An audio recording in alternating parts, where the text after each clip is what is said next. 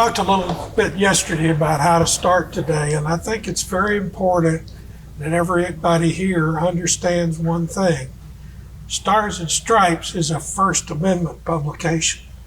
It is not controlled by military officers, okay? And we're very proud of that, and we protect that. I'm going to tell you a quick story about when I was editor at Stars and Stripes in the late 90s. I got a call one day from a reporter named Carlos Bongianni. Carlos was a Navy guy who was assigned to Stars and Stripes as a reporter for a period of 2 or 3 years. And he had written something in the newspaper that the commander down at Sigonella, Sicily, really didn't like. This was a Navy captain. And so the Navy captain calls him up and says, "Carlos, I want you in my office at 2 o'clock this afternoon in full uniform." Well, Stars and Stripes reporters never put on a uniform during their tour at Stars and Stripes. Why? Because they need to keep editorial independence and be able to report on anything positive or negative, and they don't need some commander exercising control over what they're doing, okay? That's to protect the First Amendment properties of Stars and Stripes. So it makes a lot of sense. So there's actually a mandate back in Washington that Stars and Stripes be allowed to wear civilian clothes while they're on duty. And he was doing what he was supposed to be doing. And when I got the call and I got the story from him, I called another Navy captain in London who was the guy in charge of all the public affairs offices in the Navy in Europe. And I said, "Captain, we've got a little problem down in Sigonella. Your captain down there has ordered my reporter into his office this afternoon in uniform. And if that happens, I'm going to call Washington and he may be relieved of his command because he's violating a DOD regulation." And he said, the captain in London said, "Let me take care of this." He called me back in 30 minutes and said, "It will not be necessary for Carlos to go in uniform or appear at all." And that's something that happens occasionally, but it's really important that those people maintain their independence. Stars and Stripes is first and foremost a morale booster for our troops overseas, okay? It was a morale booster when the first issue was printed here in Bloomfield in 1861. And by the way, we love being back in Bloomfield. Yes. It's a great place. Yeah. It was a morale booster in the Civil War. When General Pershing, after World War I, General Pershing, a Missourian, restarted Stars and Stripes for World War I, when it was a broadsheet, big pages like you see in the big city dailies. And he wrote a memoir after the war, and in it he said the one thing that most supported the morale of our troops in France was the Stars and Stripes. World War II, it starts again by General Eisenhower's staff, and in both cases, World War I and World War II, the commanders were very insistent that Stars and Stripes was a soldier's paper. It was by and for the soldiers and should not be interfered with by the commanders, okay? So, what happens with Eisenhower? General Patton sees a cartoon by Bill Malden.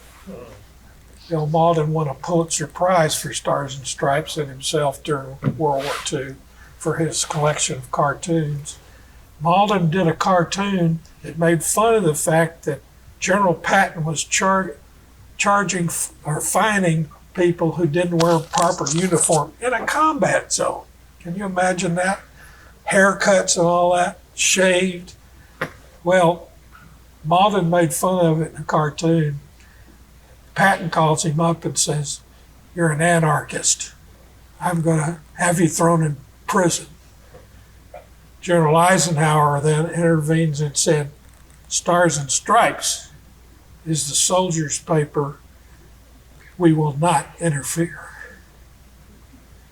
So that's a great story, but it shows how important Stars and Stripes is to our troops overseas. And you could tell other stories like that in the succeeding wars.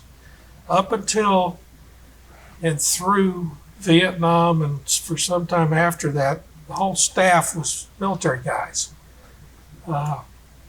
So in World War I, World War II, Civil War, all of those were military people writing stuff in Stars and Stripes. After that, started hiring civilian editors and reporters, and I'm sure Bill will talk a little bit about this.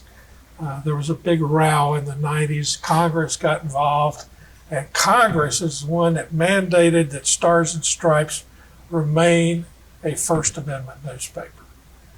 So I'm going to stop there and let Bill or Kathy.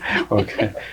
Kathy is probably the most important person here. She had her finger on the pulse of Europe as the letters to the editor, because anyone that wasn't happy, anyone that saw a problem, anyone that wanted to comment favorably on something wrote Stars and Stripes.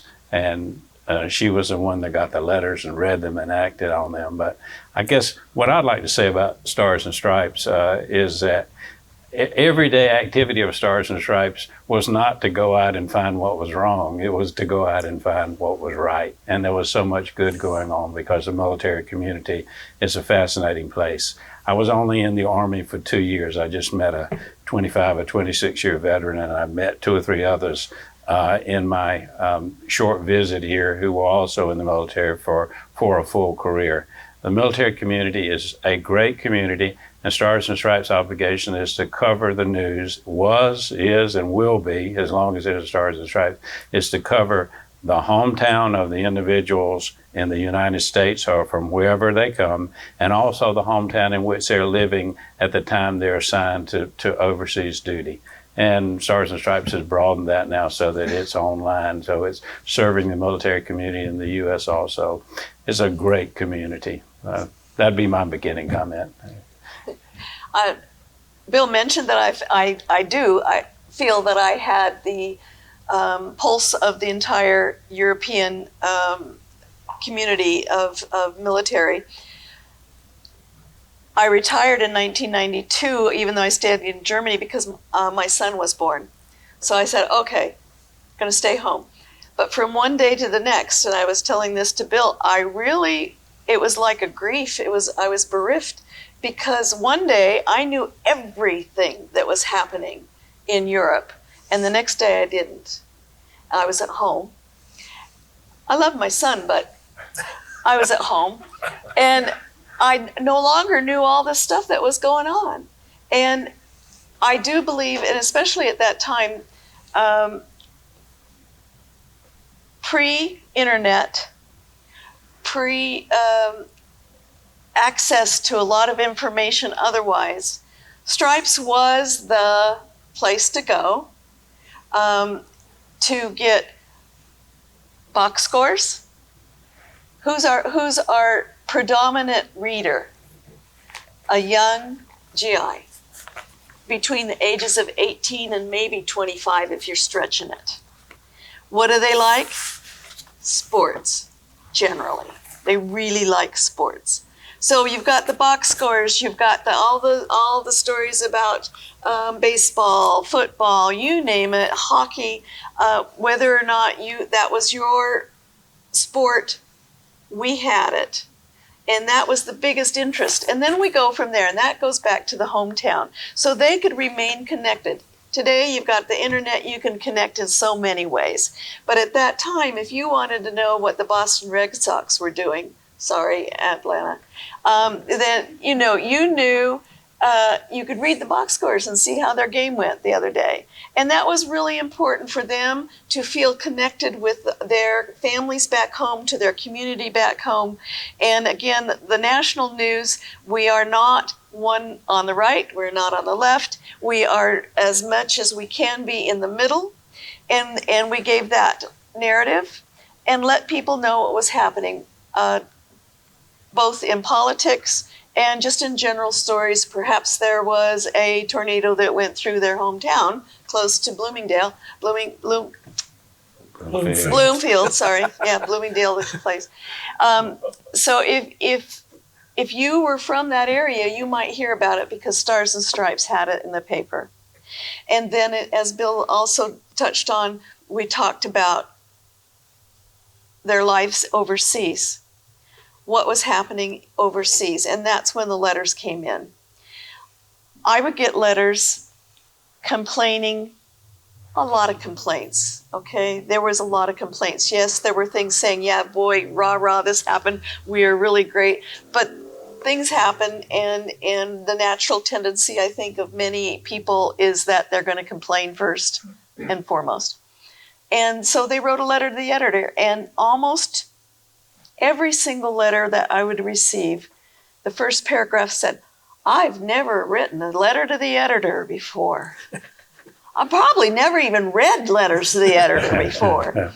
But we were meeting them where they were. We were meeting them and showing them that someone cared. And I will say that we had the power of the press behind us. So if someone had a situation that they were trying to go through, I understand many of you have been in the military, so you know what, you've heard about that chain of command. So you had to start with the first guy down here, and if you had a problem, you're going to work your way up. Hopefully your problem might get solved by the higher ups, and you would be able to work through that chain of command. But as many of you know, not all chain of commands work.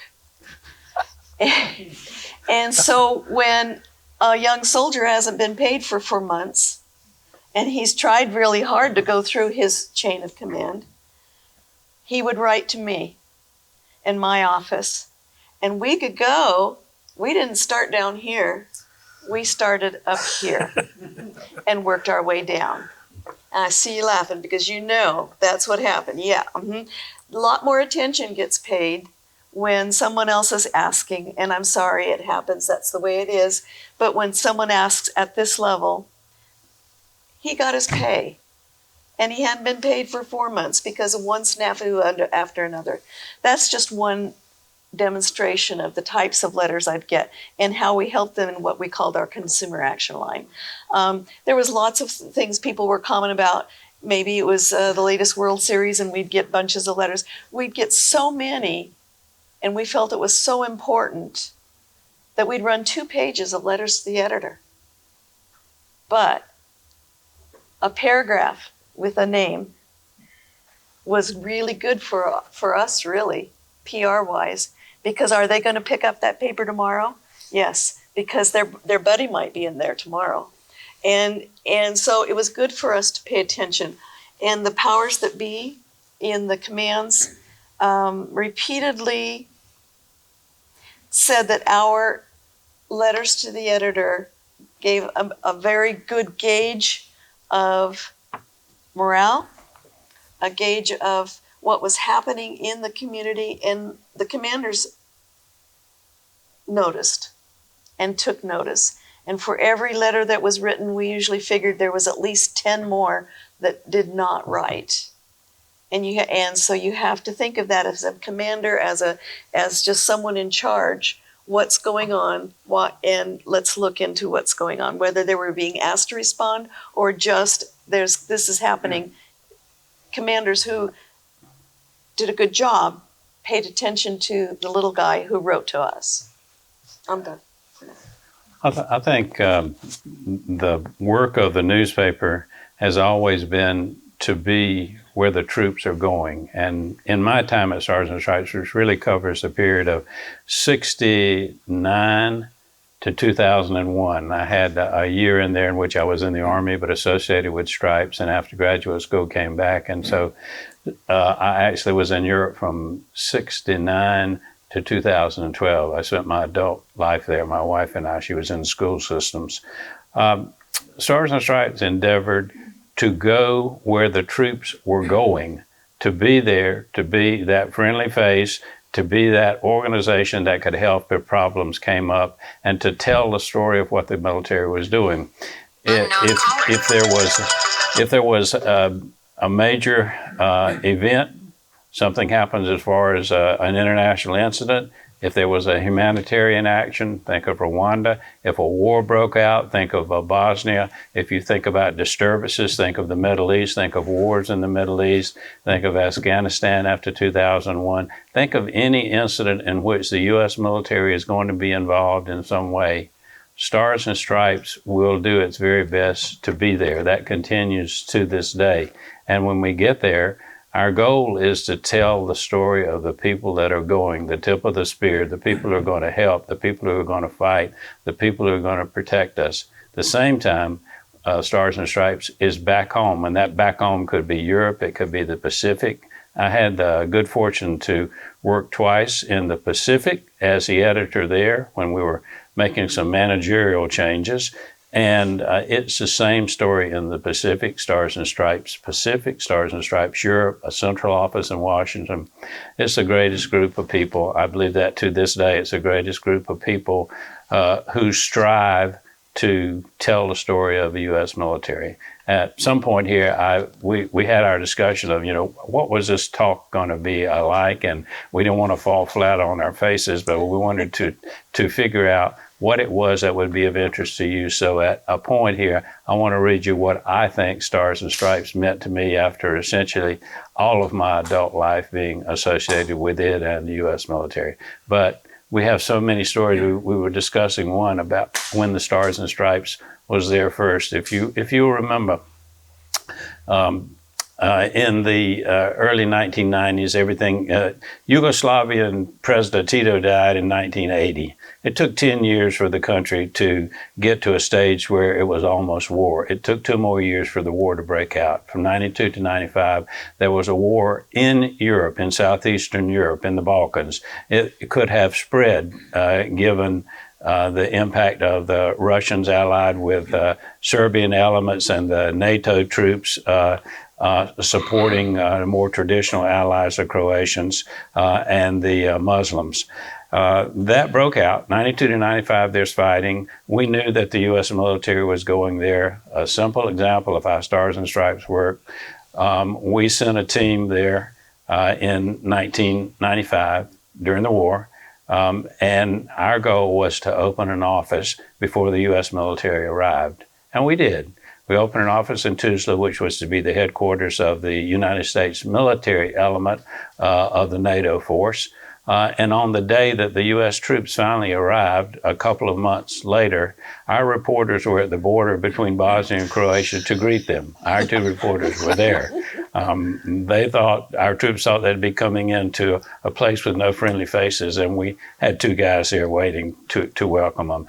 Anyway, that is the goal of Stars and Stripes, to be there to tell the story of the military. And it's a very enjoyable time that we have had talking about all the good things that Stripes has done to support the military. I think, Bill, you should tell the story about when we made a trip together down to Bosnia and set up a new bureau location. The side visit to Srebrenica. Absolutely, absolutely. Part of my work in Europe, I worked for Brian for 2 years, and part of my work was to ensure that we were represented in all the areas where U.S. troops were deployed. And at that time, the primary deployment was Bosnia. A few years later, it was Kosovo. But in Bosnia, I guess I made 24, 25 trips there over the years, starting in 1980 on my own. So I knew the area. I began to study the language. And we went there and opened. I was with a group of 4 guys who went down and opened the first bureau. But Brian was the first editor to go down with me. Our previous people, military, insisted they be under guard and that they have armored vehicles and wear flak vests and everything else. Meanwhile, our reporters are running around in khaki pants and a T-shirt and trying to be American but blend with ordinary individuals. And so Brian went down with me, and in that case, there was no armored vehicles, there were no weapons, there was no protection. And we went down and we were looking for a new office, and we negotiated for a new office. And it just turns out that we're looking for satellite communications, and to do that you have to have a clear shot to the south. And so we find a place that's perfect. It's like a Swiss chalet on the edge of the American military base. And the only problem is that there was a row of about 20 mature plane trees, I believe, plane. They were a typical European tree. And I told the owner of the chalet, who was a judge in Bosnia, the problem is we need a satellite shot, and we can't get it with those trees. And he said to me, come back tomorrow. And we came back the next day, and every tree was sawed to the stump at the ground. That's how much he wanted that 500 marks a month rent. That was a fortune to us. It wasn't much. On a previous visit down, currency was the only thing that we were able to use. You couldn't write checks. You couldn't go to a bank. Nothing worked, and German marks were the only currency that was really accepted. U.S. dollar, if you really had some, but the German mark was the thing that was needed. And Stars and Stripes gave me 10,000 marks, but the warning from my Bosnian friends was that you could not display the money. And so I had 3,000 marks in my shoes. I had about 5,000 marks wrapped around me in my underwear and some more under my armpits. And I dispensed all that money in the course of arranging for places for us to stay, for equipment that we needed, to pay mercenary and guides that would get us through the dangerous areas. That's a part of Stars and Stripes to me that I think I miss most every day, is the adventure of getting to a place where we can support the troops. So anyway, as a part of that trip, Brian was there. And excuse me if I'm long-winded here. I wanted to go to Srebrenica because I had written about Srebrenica, and if you remember, that was a place where there was an awful massacre and incredible, horrific things done to the women of Srebrenica. And 8,000 people were killed there. And so we decided to go. We had a great reporter who was with us, Vince Crawley. Vince was our driver. Brian, Colonel Larry, what's Larry's last name? I forgot. I want to say Williams, but I apologize if he ever sees this. A great deputy commander at Stars and Stripes. He went along on the trip. And in civilian clothes. In civilian clothes. Yeah. And he was African American, and in Bosnia, as an African American in civilian clothes, somebody was probably going to shoot at you because you looked so different from everybody else. He went because he wanted to see too. We took the 2-hour drive to Srebrenica, passed by Potocari, the place where the massacre and all of the mass rapes and everything had taken place, and went to a little tavern downtown. It was cold. We went in the tavern. There was one little stove there, had some firewood in there, and I believe we ordered tea and coffee or whatever. And I thought how amazing it was that our editor would go where the reporters went and get the real story of what was going on. And I think that probably the most fun I ever had using, I don't mean it in a malicious way, but the most enjoyment I got out of studying the Serbo-Croatian language was when the lady there running the place, it was just a beat-up bar and dust on the floor and the little fire going, and we're sipping tea. And she said, where are you from? And I said, well, we're with the U.S. military and with the NATO force that comes out of Sarajevo, and we're in Tuzla. And she said to me, how are things in Sarajevo? You have to remember that they had punished the Muslims. They had made life miserable there. It was impossible for them to stay, and many of them had fled to Sarajevo, which had been bombarded but was not conquered. And she said, how are things in Sarajevo? And I said to her in her language, really good. They have everything they need. And her face just dropped like that. She wanted me to say, it's really hard there. It's tough. They're having a hard time. And I thought, what job could you have that you could get the pleasure from just saying a few words to someone? There's no way to repair what was done at that place, which a shadow just hung over that place going in Srebrenica, and it does to this day, and to the people that live there. But anyway, that was a typical trip by Stars and Stripes, and no other newspaper that covers the military really could do that. We had the freedom to do it. And our editor was there. I thought that was so cool. We, on that trip,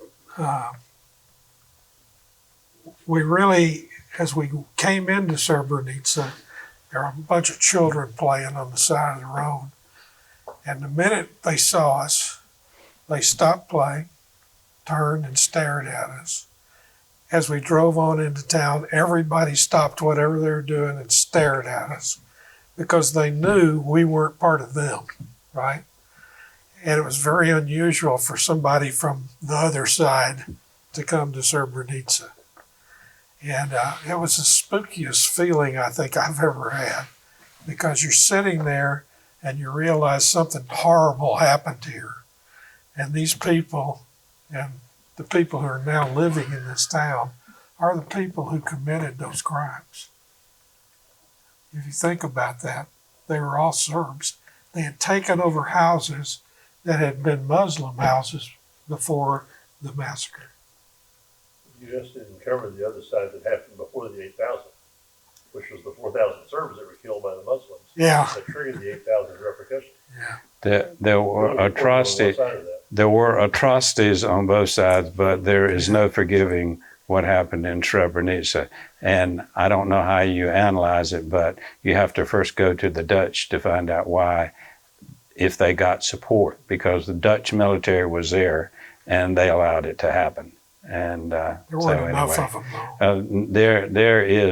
There is no way to say that Muslim Serbs or Croats are to blame for that war. What you can say is that this is the area that I studied. You can say that the politicians who ran Croatia, Tudjman, Milosevic in Serbia, and then a group of people in Sarajevo for the Muslim side, they all had different interests. And the two sides, the Serbians and the Croatians, engaged in a conspiracy to take over Bosnia and partition it. And that's what happened. Bosnia was the most peaceful place in all the republics of the former Yugoslavia, of Yugoslavia, till it began to break apart. Almost surrounded by Serbia and Croatia. Pardon? Almost totally surrounded by Serbia and Croatia. Yes. You have 7 republics. You have the 2 independent areas of Subotica, with Subotica as the capital, which is Vojvodina, and you have Kosovo, which was also an independent province. Yeah, autonomous province was the word. I'm not blaming anyone other than I'm blaming the human beings that let it happen. Stars and Stripes was there to tell a story, and it was of the U.S. military, but I wanted our editors to see what it was like to go to a place that will be just like Dachau forever. No matter what good is done there, it'll always be remembered for that. We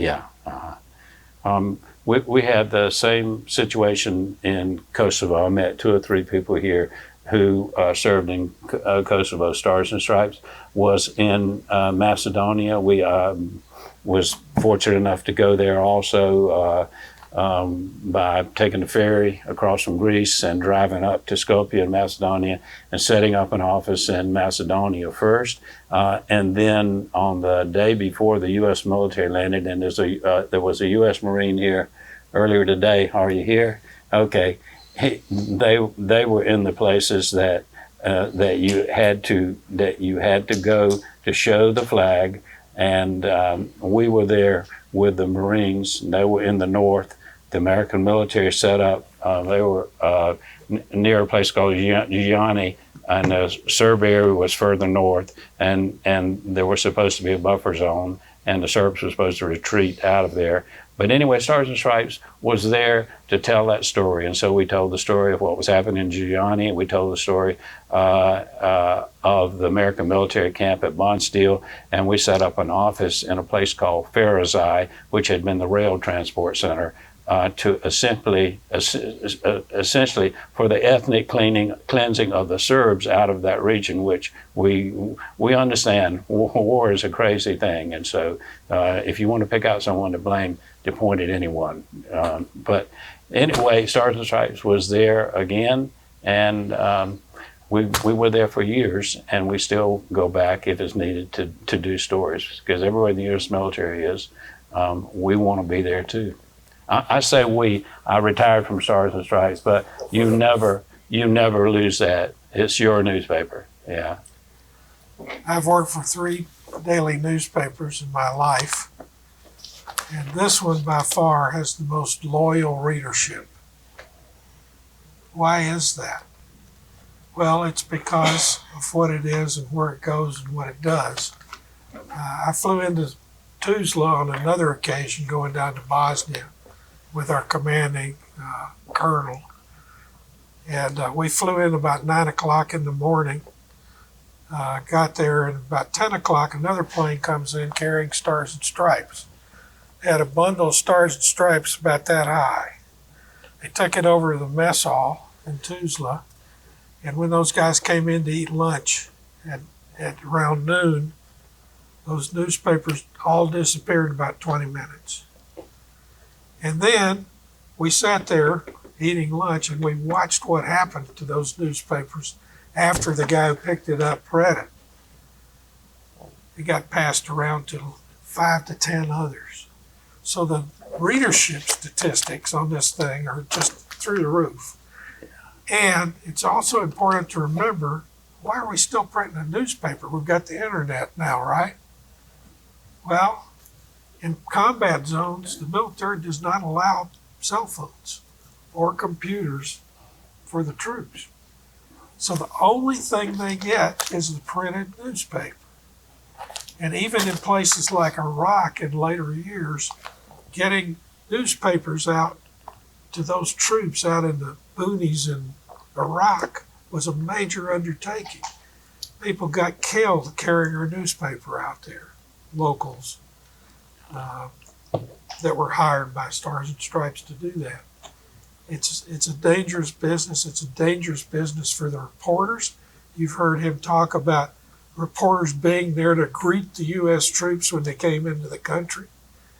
It can be very dangerous for those reporters to be there before the troops get there, obviously, but they do it because they want to cover the news and do the best possible job of doing it. And I always, as editor, I always worried every night about my reporters who were downrange, because it could have happened any night that one of them could have been killed. And, when you're in charge of an operation like that, you worry about that, just like our commanders do when their troops are in the line of fire. So, So Brian mentioned about the readership and how there's so much, and there's been studies by the hierarchies about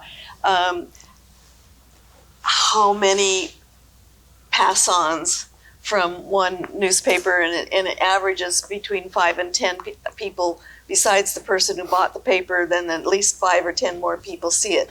Not like here in America, oh, I've read my paper, I'm going to trash it. It gets passed on.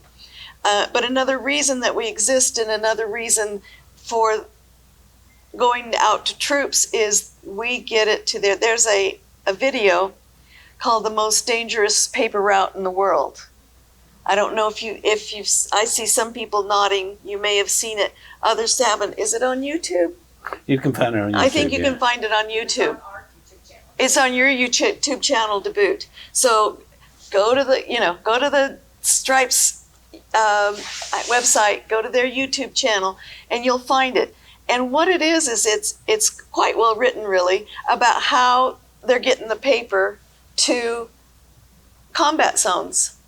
Or in Iraq, it talks about some of the deliveries and some of our circulation couriers who were killed taking the paper to try to get to our troops, and how sometimes they were told, oh no, you can't go in that car, it looks too American, or you need to change into this outfit, do not wear that because you will get killed, and things like that. And all they were doing was delivering a newspaper, but they were taking their life in their hands. And because our troops are taking their lives in their hands, so do we. And the most important thing is to get the paper to them so that they can see something. There where they are out on the mountaintop, and in that video you'll see they've got the guy on the donkey taking the paper up to the radar guys that are up on top of the mountain in Turkey, and the only way to get there is the donkey, and that's how he delivers his newspaper. So there's lots of ways, and frankly our circulation people have been a huge part of getting the newspaper to where it needs to go. And so it's not just the writers. We have to lift up the people who were the circulation people who, and still are, getting those newspapers to where they need to go. And where soldiers and sailors and Marines, Air Force are in places where they can't get to an internet. They can't get to something else. And so they are going to get some news. And it doesn't matter where they are. So watch that video. It's really kind of cool. I want to read you something if I can. It seems like we might have a little bit of a pause here. I hope you bear with me. We talked about how Stars and Stripes is important to each of us. Bear with me. I'd just like to read you this. I had the privilege to work with great reporters, photographers, copy desk editors, production staff members, and circulation staffers in my nearly 30 years of Stars and Stripes. That privilege included working with staffers in Europe, in the Pacific, and in Washington. I knew from my first day on the job in 1973 that Stripes would be the best job I ever had. No day was ever the same, and every day held at least one surprise. And some days were just a succession of surprises that went on well into the night. But the conclusion of every day, no matter the routine or the unexpected, was the production of another newspaper, which went to 1,001 places all over the world. I knew I was a part of something that mattered, and how many people have that feeling when they head to work in the morning. I depended upon Stripes as a soldier to give me the news of my temporary overseas home and my home back in the U.S. It did that. As a staffer, I wanted the newspaper to keep doing that job. And I think it did and still does fulfill that dual responsibility. It is not an exaggeration to say that not a single day has gone by since I left the paper in 2002 that I have not missed the camaraderie, the sense of purpose, and the closeness to our military audience. I've written several books since retiring from Stars and Stripes, and the dedication of my latest book says best what I think about the people who our newspaper has always served. I wrote, "To the best of the best, the men and women of the United States Armed Forces, and to all the veterans who have worn the uniform of our country over the years, thank you for your service." And so one last thing. I had the good fortune to write stories from over 50 countries in my times at Stars and Stripes, and had the extreme good fortune to work as editor of Pacific Stars and Stripes and European Stars and Stripes and worldwide executive editor in Washington. Every journalist should be so lucky. I want to say something about Bloomfield. Someone said, Bloomfield is a small town. My hometown, where we live, is 210 people. And let me tell you, I hope I get this right, if we had a restaurant like Elderlown in my hometown, everybody would be in there every day. And this is not a small place. This is a big town. So anyway, I have never been here before, but I certainly love Bloomfield. And I love this museum and what Laura and Brian and all of you have done to make it prosper. Yes. I'm very proud of it. This is the center. If Stars and Stripes someday is no longer printed or no longer exists, I hope that day never comes. If that happens, then this is the center of the world for every single person who worked at Stars and Stripes. And it already is for me. Such a wonderful repository of all the things from the beginning of our existence to this day. I want to acknowledge Bill's wife, Elizabeth, who's sitting right back here in the red. Elizabeth was superintendent of schools for the Department of Defense school system in Europe. And so she should have been up here too. A lot of stories. She has lots of stories as well. Yeah, and I will just say this, at her last job, her area of responsibility was Italy, Spain, Turkey, Greece, Bahrain, what have I forgotten? Portugal, yeah, Portugal. So I hardly ever saw her. But anyway, the schools, Yeah, there you go. the schools do the same job for the children of the military that Stars and Stripes endeavors to do for the military. I'm going to lighten it up a little bit.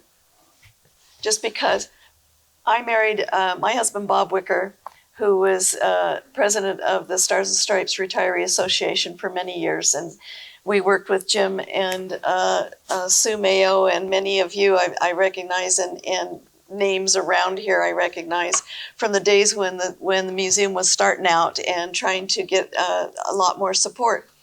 But I refer to Bob because he always had lots of stories. He was, I think, and still is one who worked for Stars and Stripes for the most years. He worked for 42 years for Stars and Stripes. He started in Korea in late 50s and worked for Pacific Stars and Stripes. He was a GI, got discharged from the Army, went back home and went, oh, this is not working. Went to his local recruiter and said, can you get me back to Stars and Stripes in Europe? And the recruiter actually made good on his promise, which some of you know that doesn't happen, and got him to the Stars and Stripes in Germany. And so he had a lot of opportunities. And he started out as a GI, was hired as a civilian. He covered all of France, actually, as a 20-year-old single GI. That was before de Gaulle kicked us out. And they had all the football teams and all the big bases in France. And he had a good time. But one of the things he did do is his first, just to say the kind of experiences we at Stars and Stripes end up doing, being exposed to. His first interview was with Bob Hope in Korea at a USO show. And he asked him if he could have time for an interview, and he goes, well, if you follow me around, I'll talk to you. So he followed him around for a day. That was his first interview. He talked to Wilt Chamberlain. Many of you may know that he got beat up when he went pros, and he was getting beat up all the time, and so he quit the MBA and went, and nobody knew where he was. And Bob heard that the what's that traveling basketball team? Globetrotters. The Harlem Globetrotters, thank you. Harlem Globetrotters were in Paris, and that's when he was in Paris. And he said, I wonder if Wilt Chamberlain is with the Globetrotters. So we called him up. Sure enough. Can I have an interview? Sure. So he had a one-on-one with Wilt Chamberlain, and Chamberlain was sitting on a table like this, and sitting. He was still taller than Bob when he was standing there talking to him. And he also had, he was a city editor. He was a special projects editor. He was a managing editor, acting for a while. His greatest love was sports. And so he retired as the sports editor then at Stripes, and that was really what he liked to do. But I say all this because he was a guy from Alabama, born on a farm, off a dirt road, off a county road, off a state road. And yet he made good. And for him to have all these kind of experiences and the kind of interviews that he had was just marvelous. And I'd like Bill to talk a little bit about the special projects team, which was going in the late 70s. They did a number of things, exposing taxes that the GIs were being charged that shouldn't have been charged to them. Yeah, I think we had a managing editor who was a University of Missouri graduate, and he felt very strongly that consumer affairs were being ignored and GIs were being ripped off in Europe. It's true of any organization where individuals have money. Everyone is preying on them to try to get their money. But in this case, soldiers were in a foreign environment, didn't speak the language of the country, and were taken advantage of. And our managing editor, Mert Proctor, created a special projects team. Her husband was the editor. I joined them after their project, for which they won the University of Missouri Award for Investigative Reporting, a national award. And that tradition continued for a number of years to essentially find out what was not right in terms of individuals and organizations dealing with soldiers and try to make it right. We were discussing this last night, and I hope I get it right now. You help me with this, Brian. The job of a newspaper, we learned in journalism school. I was at University of South Carolina Journalism School. Our dean was from the University of Missouri, a graduate, Dean Scroggins. He said our job as journalists would be to comfort the afflicted and afflict the comfortable. And so that was the assignment. And in the case of soldiers and their families not being treated fairly, the Stars and Stripes has always been a leader in trying to represent what was best for them and to help them when they had a problem. And that's where letters are so important. We did many projects over the years, and they've always been of help to the soldiers, sailors, airmen, and Coast Guardsmen. Yeah. I want to tell one more story, and it's about the U.S. entry into Kosovo. How many of you here read Stars and Stripes when you were deployed overseas? There you go. The day before the U.S. entered Kosovo, 3 of our troops wandered across the border by mistake and were captured by the Serbs. Some of you may remember that. I think the highest ranking was a sergeant. And they were taken by the Serbs to Belgrade, we later found out. But that night, we didn't know where they were. Now, this is interesting. I had a reporter by the name of John Anderson. Bill was not with me then because he'd been sent to Japan. We had fired another editor. Sent him over there to be temporary editor. And so I was by myself without all his experience. And these 3 troops were captured, and we didn't know what happened to them. I had a reporter, John Anderson, in the bunker with the commanding general who was leading the search for these guys. They didn't know whether they'd been captured. They didn't know whether they'd been killed. They had no idea where they were. They just knew they were missing. And so... And this will tell you about the responsibility of Stars and Stripes, I hope. I'm sitting there, and I get a call from John Anderson. He says, we can't print this story. And I said, yeah, you're right, we can't, because we promised that general when you went in there that you would not do anything that put troops' lives in danger. And if we identify those people and the Serbs don't know where they are, they may be wandering around lost in Kosovo, and we don't know it, and the Serbs don't know it.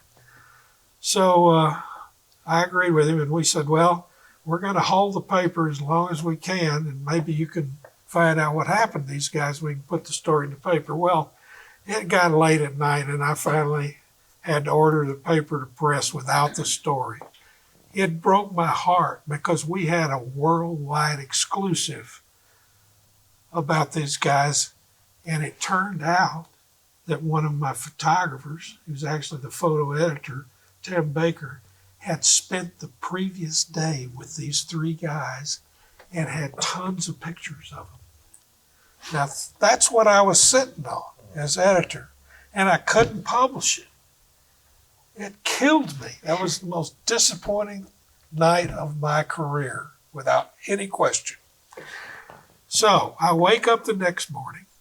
By this time, the Serbs have announced that they've captured 3 Americans and taken them to Belgrade. And so I've lost the exclusive. So I'm figuring out, okay, how can I pick up the pieces here? I call the Associated Press in London. they hated our guts. And the reason they hated our guts was we always asked for baseball pictures and nobody else in Europe wanted the damn things. And so they would transmit these pictures to us over the wire. I called up the bureau chief and I said, I've got something that may interest you. And he says, what's that? I said, you know those 3 soldiers that were captured by the Serbs? Yeah. My photographer spent the whole day with them yesterday. He has tons of pictures. Really? Yeah, and I said, not only that, but I had a reporter in the bunker with the general who was leading the search, and he has the inside story of the search for those 3 guys. Really? He said, what will it take to get those from you? And I said, all I want is credit to the photographer and Stars and Stripes. It has to be under the picture wherever it's published. And he agreed to that. We sent them to him. Right after that, I got a call from an editor in Washington at USA Today. And he says, I understand you had a reporter who was in the bunker while they were searching for these guys. Yeah, he got the inside scoop. And he said, I'd like to have that story for USA Today. Will you give it to me? I said, we'll give it to you as long as you give my reporter the byline and identify him as a Stars and Stripes reporter. He said, you got it. Appeared on page 1 in the U.S. edition and the European edition of USA Today. We got more mileage out of that than if we'd printed it ourselves. And so we turned it into a good result, but it was really quite an interesting time for me. Yeah. Bill was over rescuing people in Japan. One thing we talked about last night, I just wanted to mention, we focused on Kosovo and Bosnia, but the first Gulf War, I don't know if you remember or not, I think the only real successful Iraqi attack, I believe it was on Dhahran. They hit a building in which U.S. troops were sleeping overnight and killed a number of American troops, many wounded. And our bureau chief there, who was, I think George Manis was our city editor then. He was there in Saudi writing stories, and George helped bring the victims out of the burning building, and then he went to work as a Stars and Stripes reporter. And I think, to me, that epitomizes exactly what reporters do downrange. First and foremost, they are helping the U.S. military, and if helping means carrying out bodies, then George is going to do it, and then he's going to write his story. And so, anyway, I couldn't be prouder of all the people that we have worked with over the years. We have so many outstanding people. I thought about, I should name some of them, but there's 120 different people, from circulation to production to the actual people who write the stories to the photographers. And in any organization that's successful, it's a team effort. And Stripes has always been a team effort. Yes. Any questions? I think that's why we're here, is because we're proud of being part of that team. Yeah. And we're proud to the fact that you have a museum here for something that's so important to us, but we are proud to be a part of that team. And important to our troops. Yep. Questions? Brian, did you lose any reporters? No. Thankfully. There have been Stripes reporters who Yeah. have been killed. They're in the Yes, wall in here. you've got them. Most in of there. them are from World War II and Vietnam, right? And Yeah. Korea. And And Korea. Korea. World War II, Korea, and Vietnam. Yeah. I was in Vietnam. I was on the other side of the fence because I was an Army information officer, what they now call a public affairs officer. Would you tell a story about how you got your bronze star? I went to work. I went to Vietnam as a first lieutenant. I spent a year and a half in Germany before that. And in Germany, I was a platoon leader. My MOS was infantry officer, so 1542 for those of you who know that. And I spent a month as a platoon leader in a weapons platoon for 3rd Division, 1st to the 15th Infantry. For those of you who don't know, that's Audie Murphy's company. And After a month, they had failed 2 maintenance inspections, and the colonel was about to be relieved if they failed the third one. And he goes through his officers' files and figures out that I'm the only officer in the battalion who has taken the Army's new vehicle maintenance course at Fort Knox. I'm the only one. And I was the greenest second lieutenant at the time, right? So he fires the captain, who was the motor officer, promotes me to motor officer, and says, you got 3 weeks to get this fixed. So I told him, okay, here's what I need. I need you to take all the trucks away from the first sergeants of the companies because they'll send them out without being inspected and we'll never pass this thing. I need all the mechanics assigned to headquarters company and taken out of the companies until we get through this. So we worked day and night for 3 weeks. The inspectors came back and all 3 line companies and headquarters company passed the inspection with flying colors because we had fixed the vehicles. They are still junk. World War II reject APCs and stuff like that. It was still junk, but we had the paperwork to cover it. The paperwork was right. So we passed the thing with flying colors. I had it made with the colonel after that. So I get orders to go to Vietnam after a year and a half in Germany. And I go out I was assigned to the 1st Cav Division, and they threw two lieutenants in the back of a truck to take us out to Benoit, which was then the headquarters. And the first guy was a 2nd lieutenant. He goes in to get his orders first, and he comes out, and I said, what did you get? He said, I'm assigned to replace a lieutenant who was killed yesterday. Oh, crap. I'm an infantry lieutenant, right? So I go in and salute Lieutenant Brooks reporting for duty, sir. And he says, Lieutenant Brooks, how would you like to be an information officer? Yes, sir. Sounds like a heck of a deal to me. Well, I went to work, and a month later, the captain, who was the top information officer at the time, rotated back to the States. So I got elevated to be the information officer for what remained of the 1st Cav in Vietnam. It was a separate brigade, and so we had a 1-star general. All the ranks were down 1 rank. And I was getting requests every day from the 3 TV networks, ABC, NBC, and CBS, the ones that existed then, saying, we want an interview with your general. The general was a black general who had been given a battlefield commission in World War II, slugging his way up the Italian peninsula with that black unit, all black unit that did that. He stayed in the military after that, got his pilot's license, was a helicopter pilot, and the best guy I ever worked for in my entire life, civilian or military. I love this guy. He had one problem from my standpoint. He had never given an interview to the civilian press. Every time I'd call the chief of staff saying, I need the general to do this, he'd say, the general does not give interviews to the civilian press, and he'd hang up on me. So I said, okay, I'm going to take matters into my own hands. I was on the general staff, right? Because I'm the information officer. I'm on the staff, and I briefed him once a month. So he knew who I was. And I went down to the officers' mess one night, and I always knew when he came in, he always went to the bar and sat down and had a drink first, and then he would eat dinner.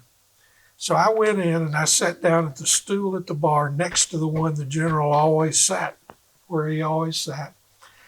Sure enough, he comes in, sits down right next to me.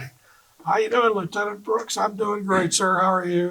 We exchanged pleasantries. And I said, General, I got all 3 television networks asking for an interview with you, and you need to do that, I think. It would be smart because we're getting hammered in the press back in the States. He says, well, Lieutenant, I've never done an interview with the civilian press. I know that, sir, but here's the deal. Whoever we pick to do an interview is not going to do a hatchet job on a black general. Now, let me tell you, it took a lot of guts for a white kid from the South to say that to a black general. But he knew that, and he kind of looks over at me like this. And he says, well, he says, if I were to do one, which network would you do it with? I can't do 3 interviews. That's too much. I said, well, sir, I'd do it with CBS. CBS, why? First of all, they were the first one that asked. Second of all, that's the network that everybody considers to be anti-military. You'll remember that they had done a documentary called The Selling of the Pentagon, very negative toward the military. What better network to have it on, sir, than the one that everybody considers to be anti-military, and we know it's going to be a positive piece? He said, that's brilliant, Lieutenant. Have him out here at 9 o'clock in the morning. I got up, said goodbye, ran back to my office, called Bob Simon. Some of you may remember that name. Bob Simon. Worked for CBS, Yeah. 60 Minutes for years. I said, Bob, I got your interview with the general, but you got to get out here at 9 o'clock in the morning. And I'd like to have you here before that so we can talk before we go down to the general's office. Okay, I'll be there. Can I bring my Vietnamese cameraman? You bet. So sure enough, at 8 o'clock the next morning, Bob shows up with his Vietnamese cameraman. I said, Bob, I got you this interview. He may only give you 5 minutes because he's paranoid about the civilian press. But just, it's up to you what you make of it. So we go down to the general's office. There's 2 couches facing each other, coffee table in between. Bob Simon sitting over here, and the general sitting over here, and the cameraman's behind Bob taking pictures of the general. Bob asked him questions for 55 minutes, and the general answered every one of them without pulling any punches whatsoever. Honest as he could be. They did reverse angle shots. They moved the camera. Bob had to re-ask all the questions because in those days they had to edit the film together to finish the thing out. And after they did that for about 10 minutes, the general gets up from his couch, walks around, puts his arm around Bob Simon, and says, Bob, how'd you like to spend the rest of the day with me? The chief of staff is over here glowering at me because I did this, right? But he couldn't say anything because the general was warming up to it, obviously. They went out on the general's helicopter. He never flew himself when he was commanding general. He had a pilot. But the 2 of them sat up in the front seats. He was flying as co-pilot. And one of our units got in a firefight with a Viet Cong unit, which almost never happened in the daytime. But it did in this case because they just happened to run into each other out in the jungle. So this lieutenant on the ground is trying to call in artillery, and he's not getting the results he wants. So the general gets on the radio with the lieutenant on the ground, and the general calls in the artillery himself. I don't know what he hit, but the bad guys went away, and that ended the firefight. Well, they got all this captured on film, audio and video. It ends up making almost 10 minutes on the CBS Saturday Evening News. The general, who had been bypassed for his second star, got 23 telegrams the next Monday from people at the Pentagon saying this is the best thing we've seen out here in a year. And the general got his second star, was promoted to 2-star, goes to Fort Carson, Colorado, and commands the 5th Mech Division after that. So years later, I'm back at the university teaching journalism, and I got invited over to Fort Leavenworth to command General Staff College. These are all majors who are captains who are about to be promoted to majors, or majors who've just been promoted. And they go through this Command and General Staff College over there, the Army people. And I tell this story. We take a break after I told that story, and this major comes up to me and says, "You're not going to believe this, sir, but I was the lieutenant on the ground the general called it." Isn't that something? Small world. But as I left Vietnam shortly after that. They gave me a Bronze Star, and I'm convinced that's why I got it. That's it. I'm fascinated if I can ask a question. So you've ran a couple of newspapers and you were the editorial page editor. So for both of you, obviously in the newspaper business, you're owned by a corporation who kind of puts their thumb on you a little bit sometimes and like, hey, we want you to do this. It's good for the corporation. Well, you guys work for the biggest corporation in the history of the world, the United States government. And so how did you balance being an unbiased journalist with the responsibilities of the government? Like you were saying, you can't get soldiers killed. And so how did you balance that? That had to have been walking a tightrope for both of you. It is walking a tightrope without question. But I will say this: my first job at a newspaper was in Memphis with the Memphis Press-Summoner, which afternoon paper that no longer exists. And I was night city editor, and I had the authority to send any reporter anywhere in the world without getting approval from higher ups. I sent a reporter to Sweden once to cover a story, and they were thrilled that I'd done it. Another time, I was working as the slide editor, the main editor on the copy desk, the last place where all the design is done and the headlines written and all that. And it was Saturday, and we didn't have a final edition, just 2 editions on Saturday, Mid-South edition and the home edition. And all of a sudden, the damn teletype starts ringing off the wall. You know, it just clang, clang, clang. If you've ever heard an old teletype, the bells go off. And I went over to look at it, and Martin Luther King had been captured in London. And I thought, whoa, this is a big story in Memphis where the assassination happened. The assassin of King, yeah. So Martin Luther King. And so I called down to the press room and I said, how many papers are off the press? He said, about 10,000. I said, throw them away. We're going to replate.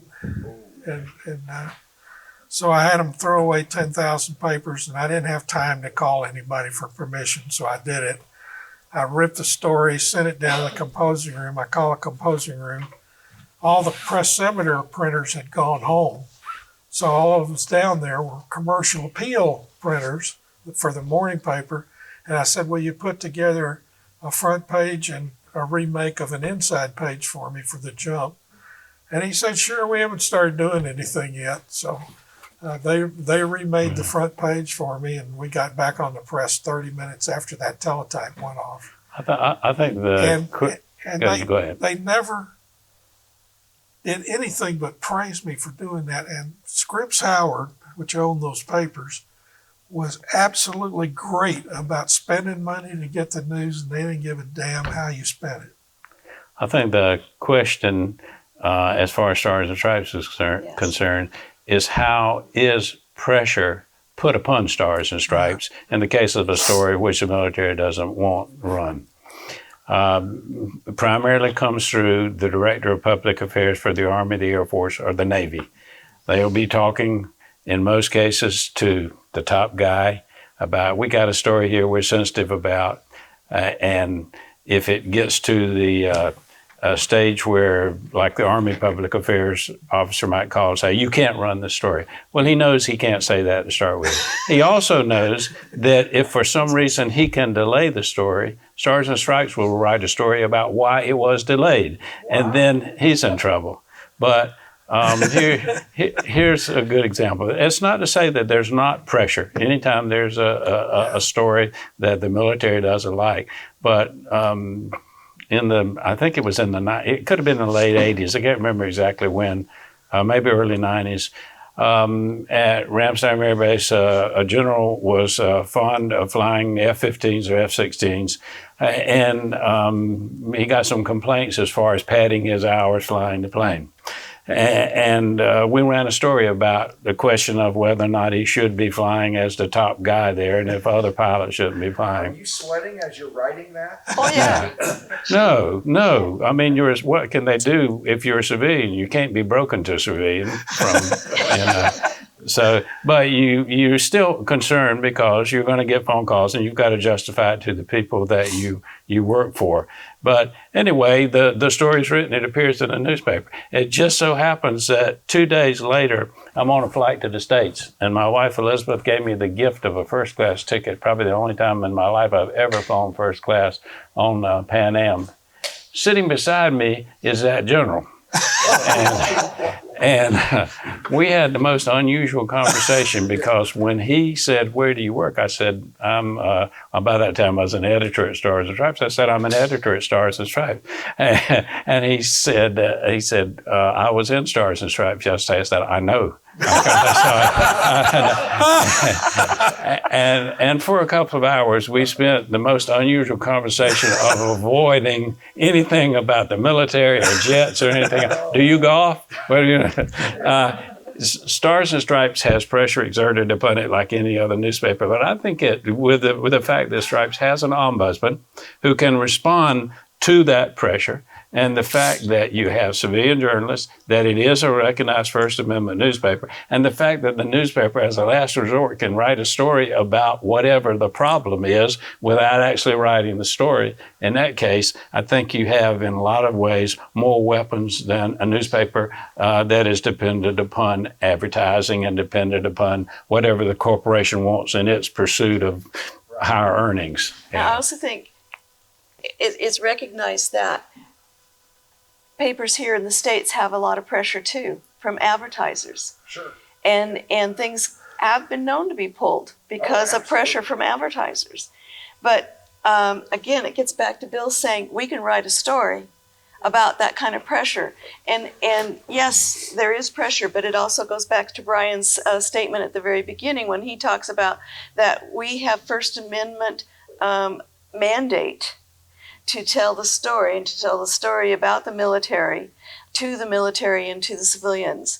And we have that backing that ends up being backed by Congress. And that's very important in the end. And yes, there has been some really high level pressure and stories that have been put out, stories like a series on steroid use by young GIs over in all the time. You know, this was in the 80s, and which was it was a breakthrough in the fact that steroids were being used a lot. Sure. And there's so many stories that both of these guys can talk about as well. That there was there was pressure, but we have enough pushback that we're able to make those to work with those in power and say, but we're right. Right. And when we have really, really big stories, like I'm just using the steroid one because I know about it personally, that we went through JAG, we went through lawyers. Everything that was written was everything was right. You bet, we had it all. So nothing was wrong about that story. They didn't want it printed, but there was nothing wrong about it. Well, you had to have had some letters to the editor that were a little bit controversial. Yes. One in particular, it shouldn't have been controversial, but we allowed service members who wrote to us to ask to have their name withheld. There was a former editor who said we printed letters that were anonymous. We never did that. We allowed them to ask to have their name withheld. I checked to make sure that they were a real person. I knew where they worked and that kind of thing. So if we held it, but we would withhold it because we also know the military. There is such a thing as pressure from above. It's a deal. Any job in many ways, but the military in particular. So if they might have been an innocuous letter, but if they felt they needed to withhold their name, okay, we'll do it.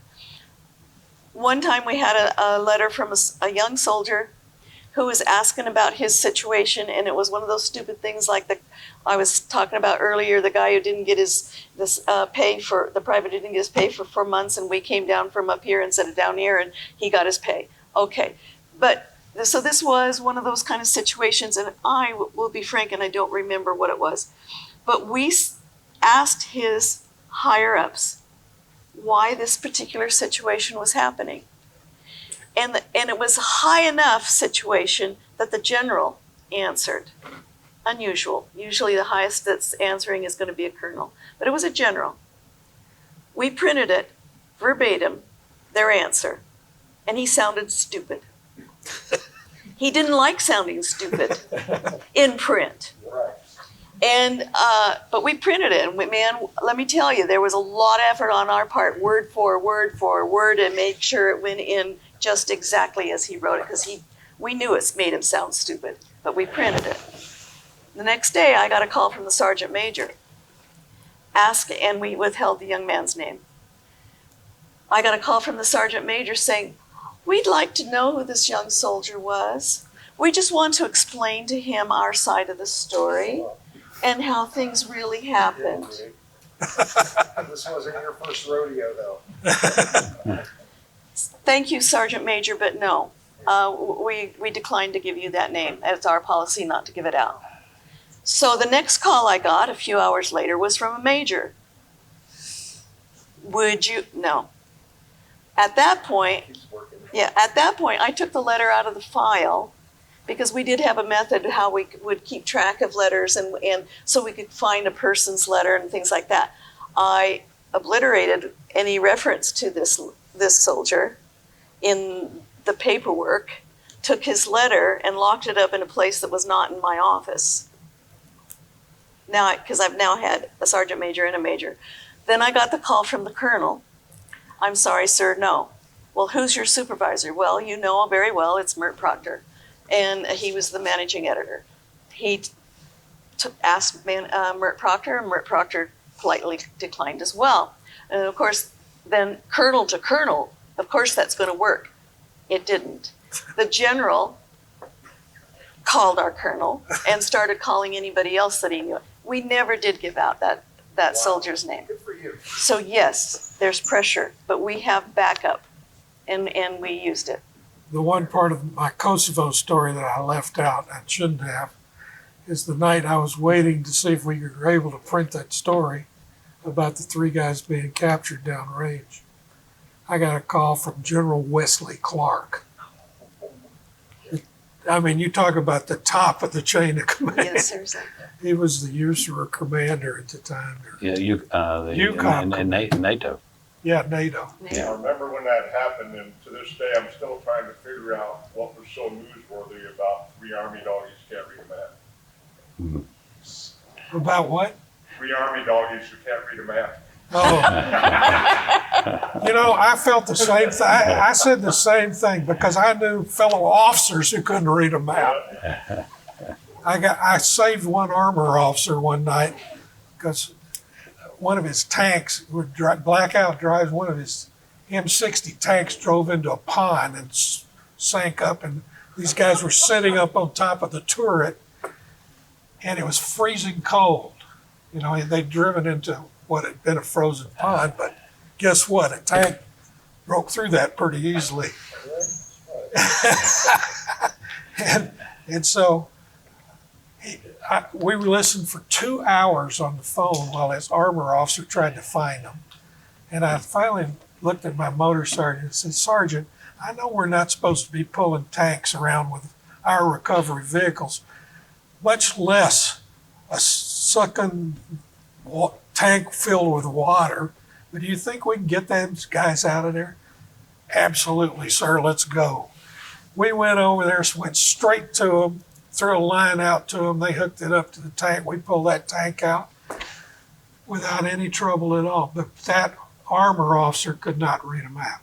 And that's why we had to do that. Those poor guys were freezing to death out there. It was Grafenwehr.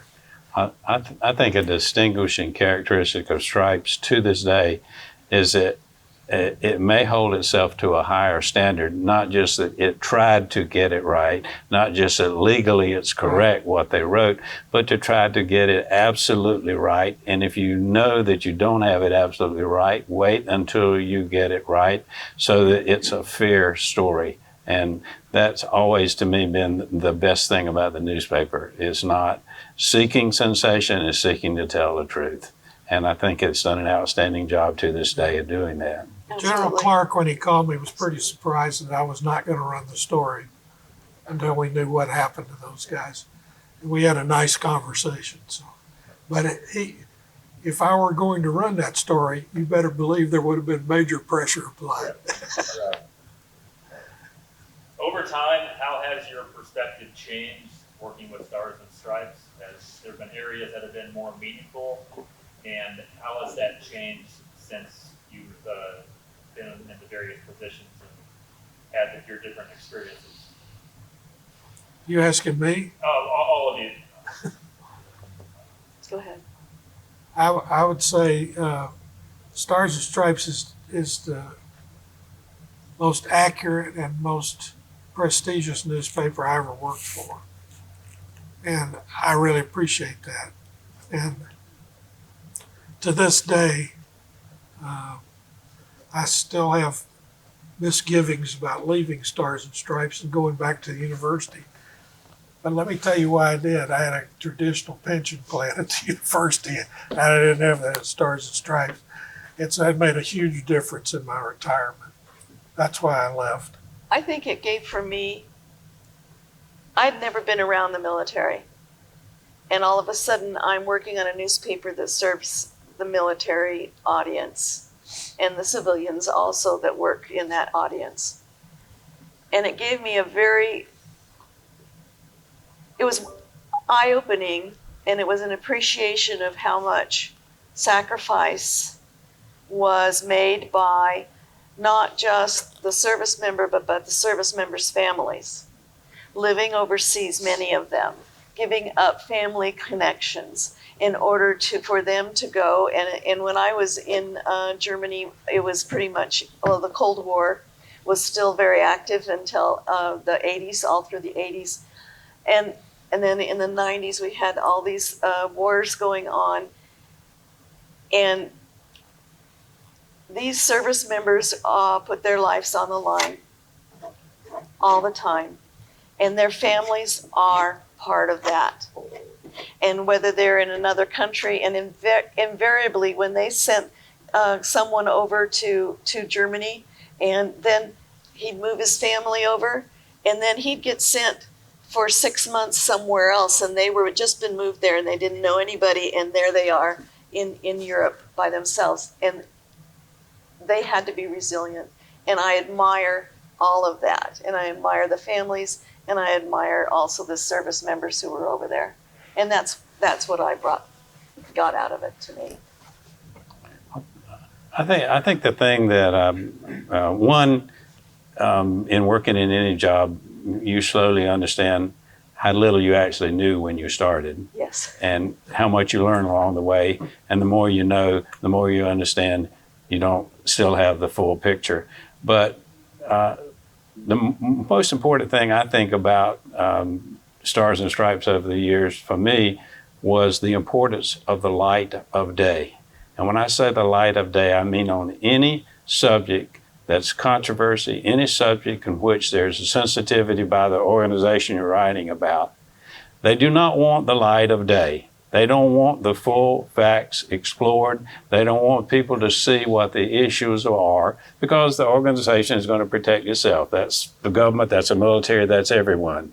But the light of day eventually will give you a story that will produce some positive effects, I believe. And Stars and Stripes, I think, always tried to provide the light of day for stories. And that was the development I saw. The most importance was to provide the light of day in any story.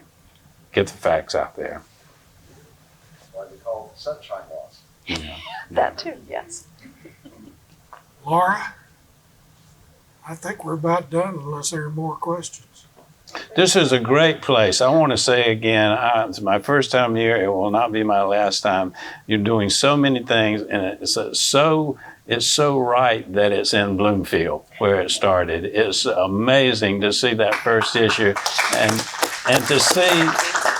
to see how like the first issue is with the last issue of Stars and Stripes. It's fascinating that it's put out for edification of the troops. It's put out for morale and welfare and everything else. Just great. Well, thank you.